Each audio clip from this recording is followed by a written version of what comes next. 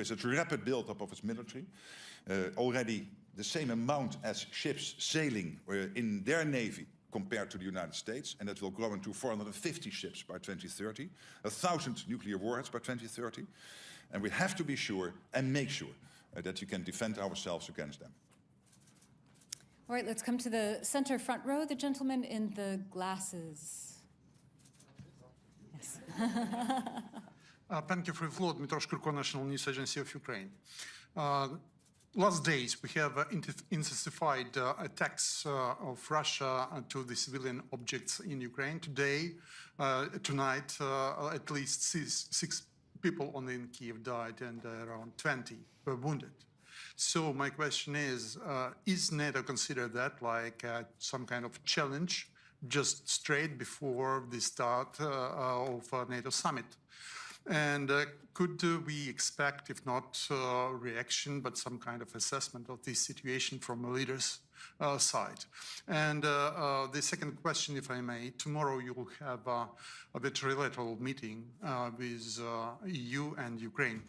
Can we expect you raise the question how EU can replace American assistance, which is not granted anymore? And could it be a reality for EU to replace that kind of assistance? Thank you. Well, first, on your first question, the attacks on innocent civilians, on cities, on communities in Ukraine, without any military goal, I totally find abhorrent. We hold Russia fully responsible for this. It is against any rule, international rule. And anyway, this whole attack, starting in 2014 and a full-scale attack starting end of February 2022, is unprovoked, is totally by everybody in NATO seen as something we collectively have to fight back on, making sure that Ukraine has what it needs with our support to take that fight concretely from step to step and make sure that they can defend Ukrainian territory.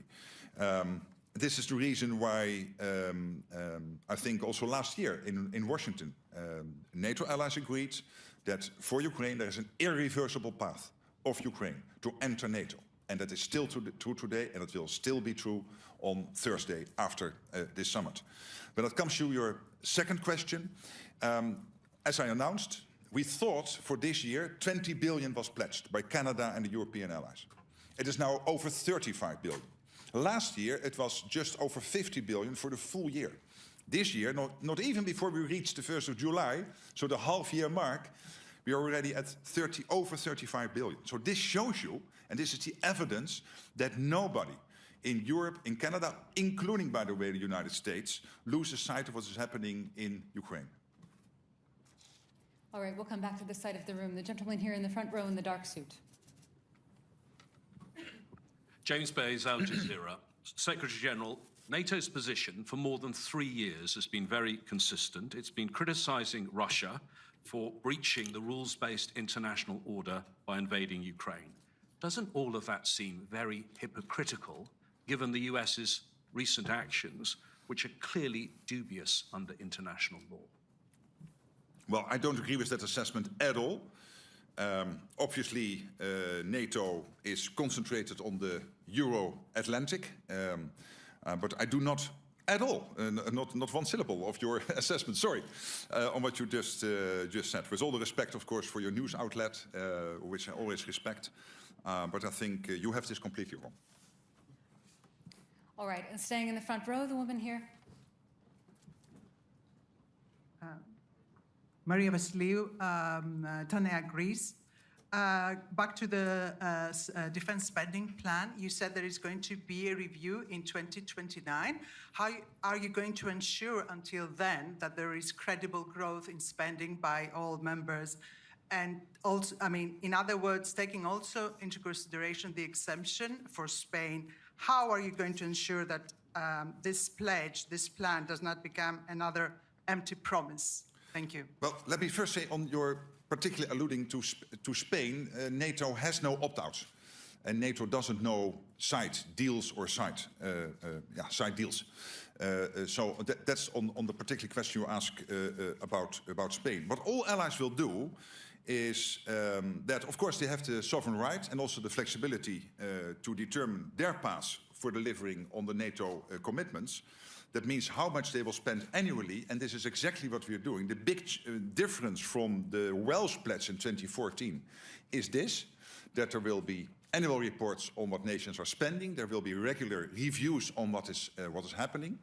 In 2029, we will take stock, including on the international security situation, whether we might need to increase the amount of spending we need to do as a collective alliance, for example. All right, front row here on the corner. Laurențiu Ungureanu, Hot News Romania, Secretary General. 9 years ago, at the summit in Warsaw, the alliance officially recognized that hybrid threats and information warfare pose real challenges to member security. With rising hybrid attacks, including manipulation campaigns, especially on NATO eastern flank and in the Black Sea region, how can member states determine when such aggression is serious enough to justify a collective response? Well, obviously, we are not making our adversaries any wiser than they are today when that comes to the specific question. But your question raises a very important issue. And that is the important issue of hybrid threats, the important issue of cyber attacks. And let me again state that I hate that word hybrid because it sounds too cuddly. And it is very serious. These can be assassination attempts, the jamming of commercial airplanes in the Baltic, an attack on the National Health Service in the United Kingdom. So this is very serious, and that is one of the reasons why on the list of discussions for tomorrow, this is a big issue. Hybrid, including, of course, cyber. All right, the third row, gentleman on the end. Thank you. My name is Ruslan Ignatovich. I'm journalist, Belsat TV, Poland. Mr. Secretary General, does NATO see a real threat of a possible new Russian invasion from the territory of Belarus during or after so-called Zapad 2025 Russian-Belarusian military exercises into Ukraine or into the Baltic states? Well, as I said, our alliance is so strong today that if Russia would try something today, they know our reaction will be devastating. So it would be very, very unwise by Vladimir Putin or his crony in Belarus, in Minsk, to try anything against us. But obviously, we have to be sure that in 3, 5, 7 years from now, we are as strong as we are today. And that is why it is urgent that in this meeting, we will not only decide on the higher defense spending, but because of the changed security situation, we will have to spend more. So that when the call comes for each of our allies to chip in a collective endeavor to defend NATO territory, to defend every inch of NATO territory, that everybody is ready, has not only committed on paper, but also in reality, in terms of what they need to deliver to that collective endeavor. And let's not forget, I think it was in the FT this morning, an article making the difference between an alliance based on I will help you if you get attacked. Of course, that is what NATO will do, Article 5, but NATO is more. We have the plans in place, we have the structures in place, the command and control systems in place to make sure that we can immediately scale what each nation has at its individual level to make sure that they can then deploy that to the collective endeavor when we get attacked.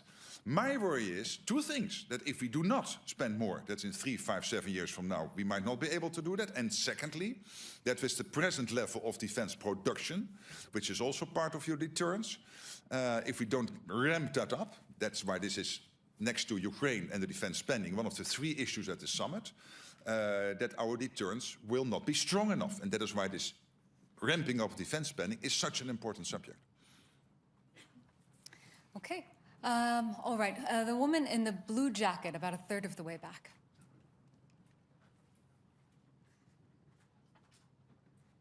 Okay, thank you. Alexandra von with DW, Germany's international public service broadcaster. One more question on the situation in the Middle East and Iran's threats to retaliate. NATO still has a mission in Iraq, so can you tell us what kind of protective measures have been undertaking to protect this mission? Thank you. Yeah, obviously, I cannot directly answer that question because that is very delicate to talk about that in public, about these type of precautions. But you can be assured that allies are in constant contact, NATO as an alliance and all the allies when it comes to the situation in the Middle East and how that could impact our collective interests in the Middle East. And of course, when it comes to the Middle East itself, Iran, our allies are urgently and on daily basis navigating that crisis. Okay, in the row just behind her, the gentleman.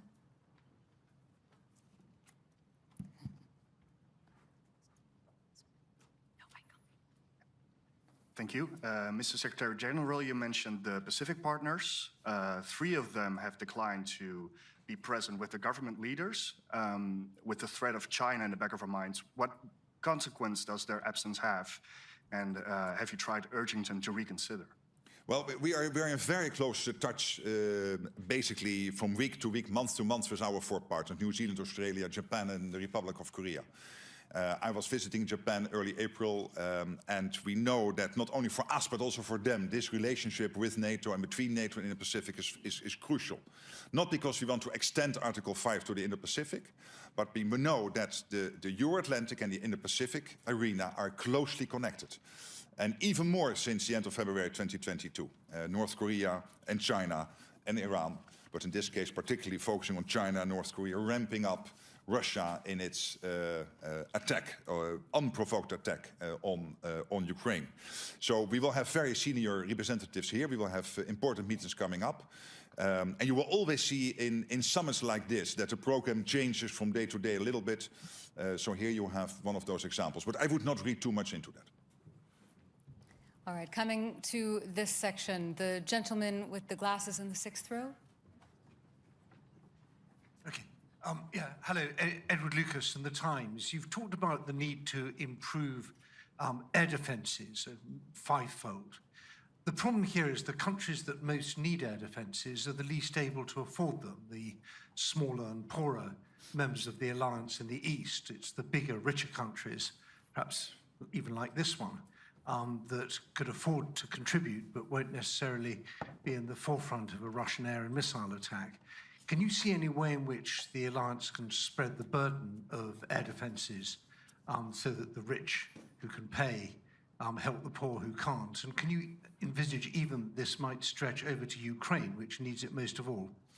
Well, for Ukraine, on the one hand, it's easy, and at the same time, it's very difficult. So when it comes to Ukraine, there is no debate that we all acknowledge, the US, Canada, all European allies, that Ukraine needs more air defense systems. And in Washington, there was this agreement on the irreversible path into NATO, but also the very concrete agreement to make sure that Ukraine would have more air defense systems. Luckily, on that commitment, most of that commitment has been delivered, but it is not enough to make sure that Ukraine is safe. More air defense systems are needed for Ukraine. The problem, of course, is that there are not too many companies producing them, and there is always a shortage of everything. So here, it's one of the things I personally, SACEUR, the whole of NATO is working on very hard with all allies to make sure that whatever we can supply to Ukraine, we will supply to Ukraine. On your other part of your question, it starts with all the allies making sure that they get to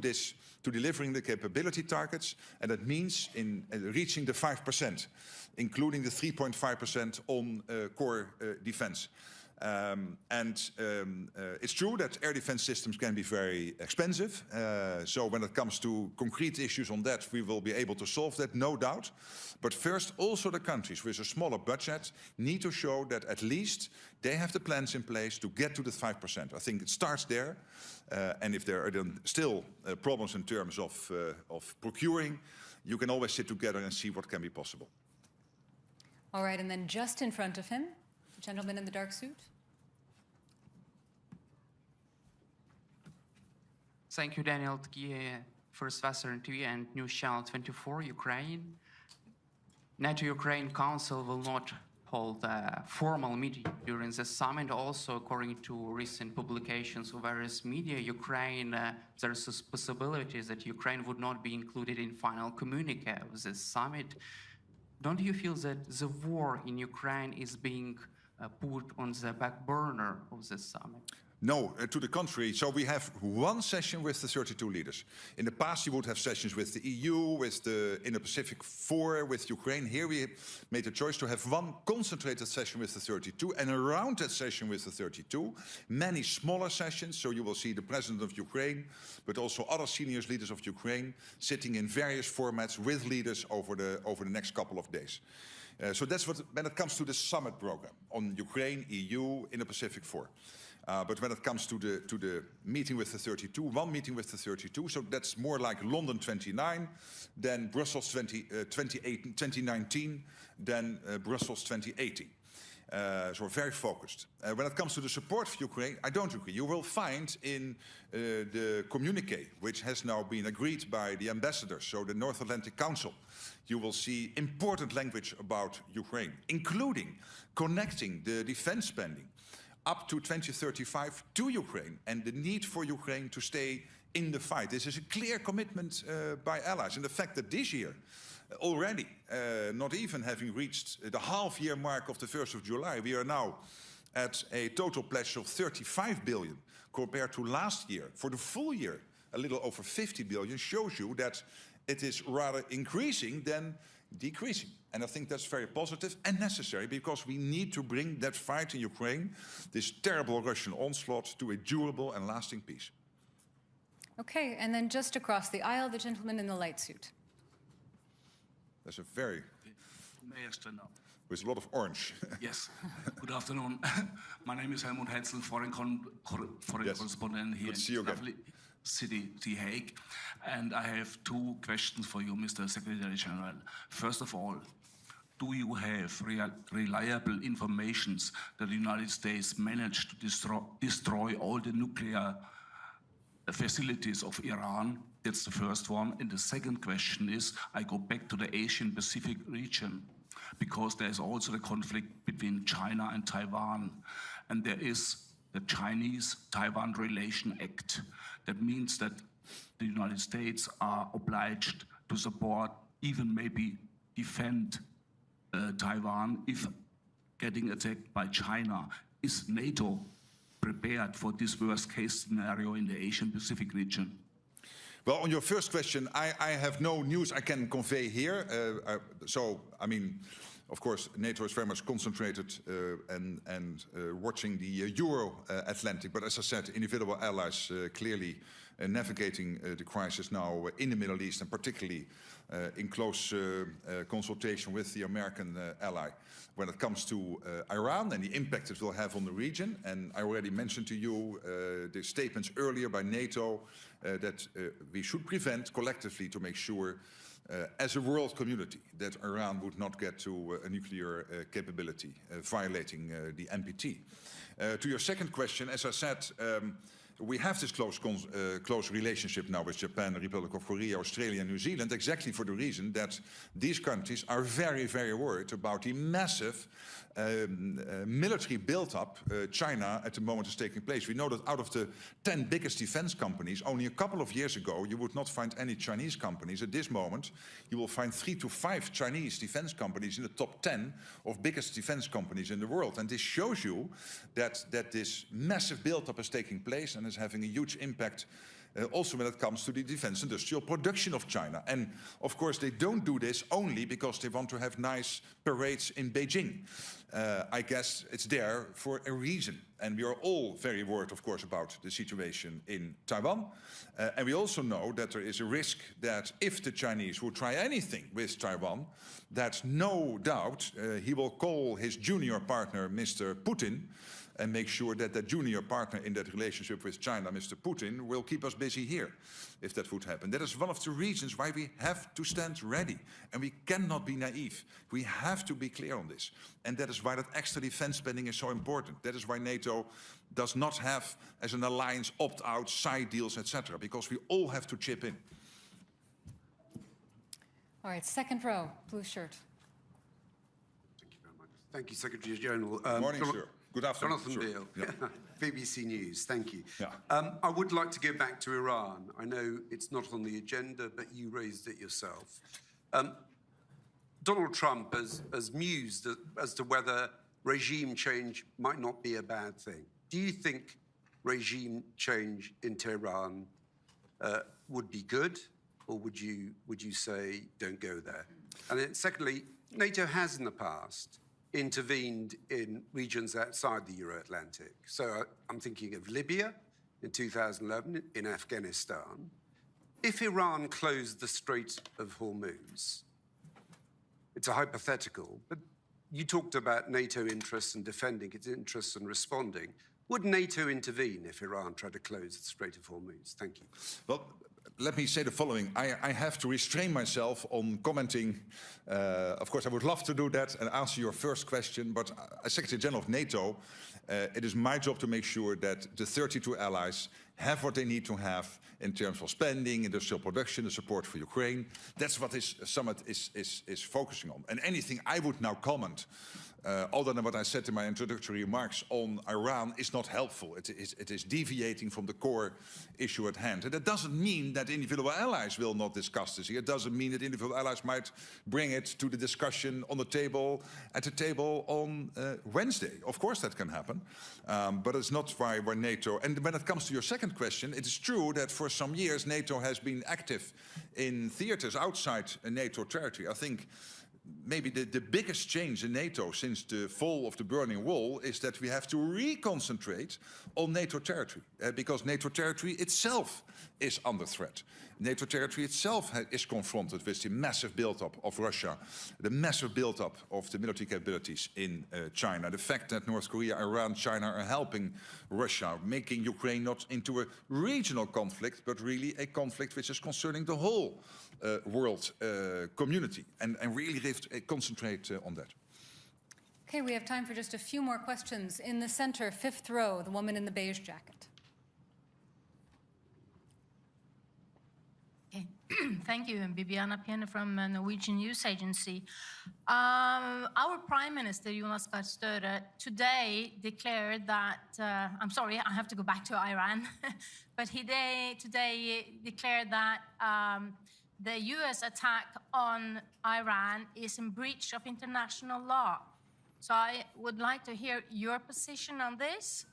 And also, if I may, what are your biggest fear when it comes to the escalating conflict around Iran? What could possibly happen? What do you fear most? Now, my biggest fear would be Iran having a nuclear weapon. Really, let's focus on the essentials here. My biggest fear would be for Iran to own and be able to use and deploy a nuclear weapon. It would be a stranglehold on Israel, on the whole region, and other parts of the world. And that is why NATO has said Iran should not, and this is a consistent position of NATO, Iran should not have its hands on a nuclear weapon. So, and I would not agree that this is against international law what the US did. Okay, front, all the way left.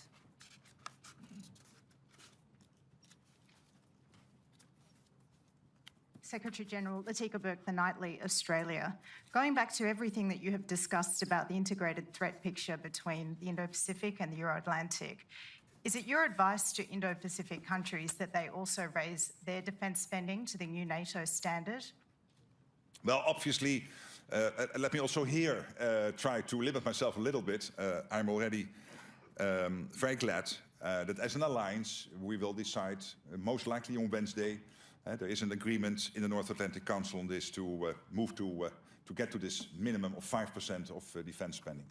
And I think that's great news to deliver all the targets we have set ourselves. Of course, I would not be against our friends in other parts of the world spending more. But for me then to have an active goal on this, I think is not befitting my position. Okay, we'll come back to this side. The woman in the dark hair and the dark jacket.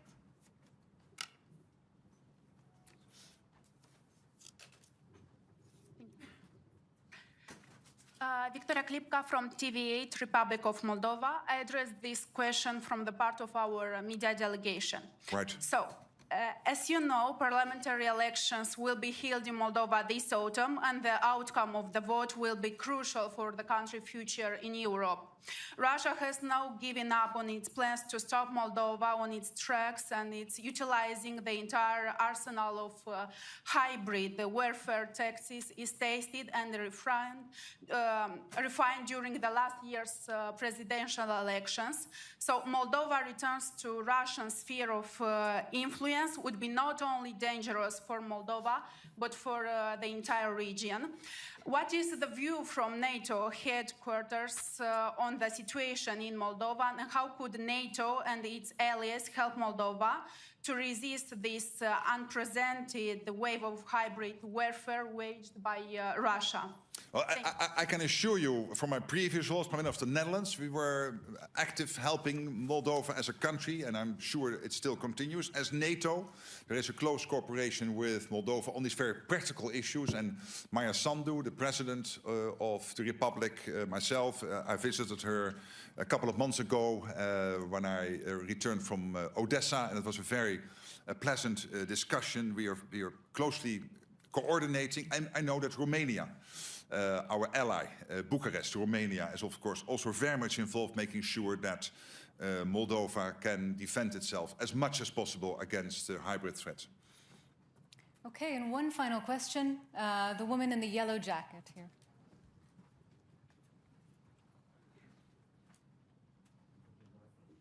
Thank you for this opportunity. Secretary General, with the war in Ukraine, ongoing and rising tensions in the Middle East, along with US involvement, would you say NATO is facing one of its most challenging security moments? In light of that, could this wider instability also impact the Western Balkans? Should we from the Western Balkans be worried? Thank you. Well, of course, the Western Balkans, 5 of the 8 Western Balkan countries are part of NATO, including Montenegro, Albania, North Macedonia, and obviously Slovenia and Croatia. So NATO is very much as a collective present. And then, of course, we have in Kosovo, KFOR, and we work closely with the European Union when it comes to Bosnia and Herzegovina and EUFOR. So there are close cooperations, and I'm myself in a sort of permanent dialogue with the President of Serbia, whom I know very long, who's a close friend, but at the same time we do not always agree, and it is important to keep that conversation going. So generally, when it comes to the Western Balkans, you can be assured that individual allies, but also as a collective, we are very much focused on that part of Europe. More generally, to your question, I think it is spot on, and it is a very good last question. Because let's not kid ourselves. The security situation has dramatically changed over the last couple of years. Of course, in 2014, with the occupation of Crimea, but particularly with the full onslaught in 2022 on Ukraine. And since then, this massive reconstituting of Russia, of its armed forces. At the same time, they working together with the North Koreans, with the Chinese, with the Iranians, and China itself also rapidly building up its armed forces to levels we have never ever seen before. So the international security situation has changed dramatically. And that means that this summit is so important, because what we need to have is that when the call comes to any individual ally to deliver to the collective endeavor what is necessary to defend NATO territory in case of an Article 5 attack, then we have to be sure that all allies are able to deliver those capabilities, what they promised to deliver, so that when that call comes, we stand there together, united, not only in spirit, but also in practice. And that is why we have to meet this much higher defense spending goal than we have currently. All right, thank you all so much. Thank you so much.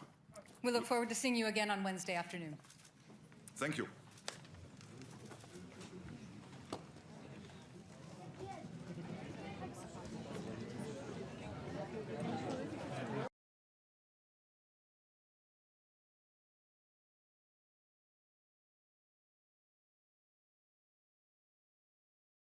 For the Reuters live service.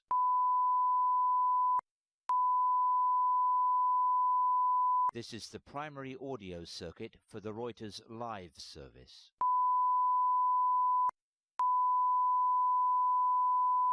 This is the primary audio circuit for the Reuters live service.